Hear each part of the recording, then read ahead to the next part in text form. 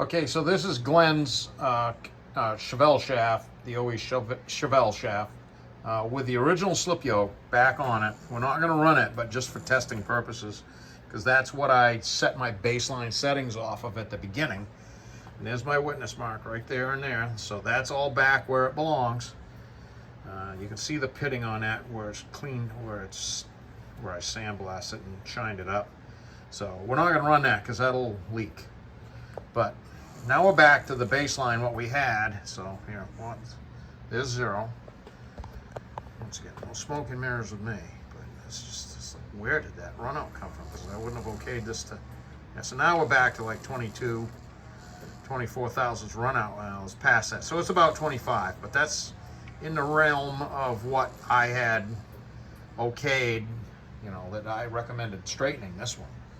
And so now we're back to that. So unfortunately, that slip yoke there that came with his transmission has got 50 thousandths run out built into it. So that's junk.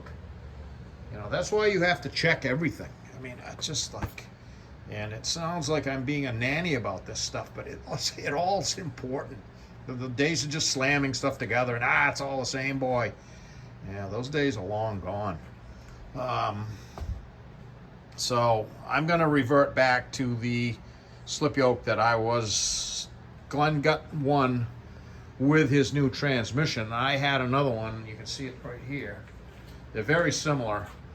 That one, I'm going to go through the same process. If I put that on that transmission, put that on that drive shaft and it exhibits a tremendous amount of run out, we're not going to use it either.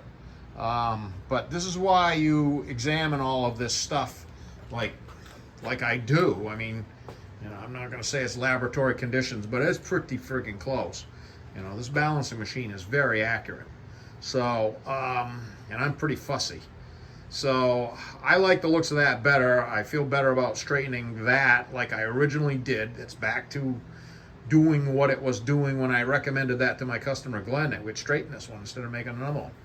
So yeah, it's just one of those unfortunate things, but we caught it. That's the good part. You know, it's just a shame that you get junk parts that get passed off as good, you know, and I'm sure that where it came from, they didn't know either, because this is a difficult thing to measure.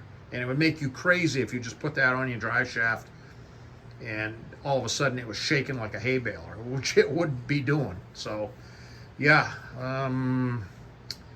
stay tuned.